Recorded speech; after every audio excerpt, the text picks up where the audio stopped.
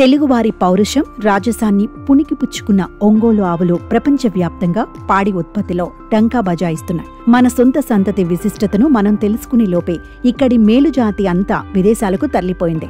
ప్రకృతి సేద్యం పుణ్యమాని ఇప్పుడు ఒంగోలు ఆవులకు మంచి రోజులొచ్చాయి.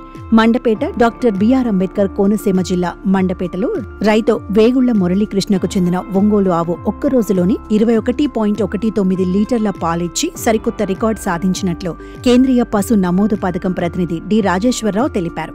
ఆవు సోమవారం వరకు రోజుకు 18 లీటర్ల పాలిచ్చేదని చెప్పారు. మంగళవారం 21.19 లీటర్ల పాలు ఇచ్చిందని వివరించారు. 5 ఏళ్ల వయసు గల గోవు 2023లో తాడేపల్లిగూడెంలో నిర్వహించిన దేశీయ ఆవు పాల పోటీలో పూటకు 7.17 లీటర్లు ఇచ్చి ప్రథమ బహుమతి సాధించిందన్నారు. పోషక విలువలు దాణా ఇవ్వడంతో ఈ దిగుబడి సాధ్యమైందని పశువైద్య ఉన్నతాధికారి వెంకటేశ్వరరావు తెలిపారు. ఎలాంటి వాతావరణంలో అయినా చక్కగా ఇమిడిపోవడం ఒంగోలు జాతి ఆవుల ప్రధాన లక్షణం. వ్యవసాయంతో పాటు అదనంగా సంపాదన కోసం పశు పోషణను వ్యాపారంగా చేసుకోవడం మంచి ఆలోచన. మంచి జాతి ఆవులు లేదా గేదెలను పెంచితే గణనీయమైన ఆదాయం పొందవచ్చు.